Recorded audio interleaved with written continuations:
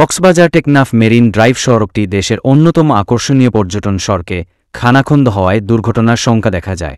শুক্রবার বিকেলে ইনানি পাটুয়াটেক সৈকতে দেখা যায় সোনালি বিকেলের আলোয় সমুদ্রের ঢেউ যখন তীরে আছড়ে পড়ছে, তখনই তার পাশের সড়কে দেখা যায় গর্ত ও পিচ উঠে যাওয়া স্থান।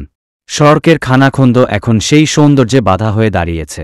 দ্রুত সংস্কারের উদ্যোগ না নিলে পর্যটনের ভাবমূর্তি মারাত্মকভাবে ক্ষতিগ্রস্ত হবে।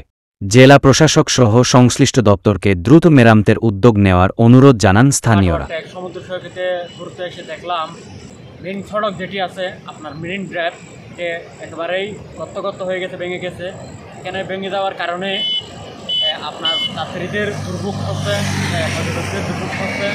এখানে গর্তের কারণে সড়কে দুর্ঘটনা হওয়ার সম্ভাবনা বেশি। কক্সবাজারের এই 127 কিলোমিটার দীর্ঘ সমুদ্র সৈকতের একেবারে ইনানির পাটুয়াটেকের এখানে আমরা যা দেখতে পেয়েছি আসলে রাস্তাটা যদি সে একেবারে বলতে গেলে যে একেবারে ভেঙে গেছে এবং খানাখন্দ হয়ে গেছে।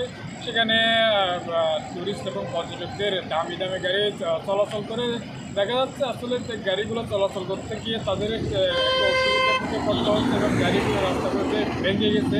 খানাখন্দ রাস্তাটা মেইন আসলে এটা সংস্কার করা দরকার।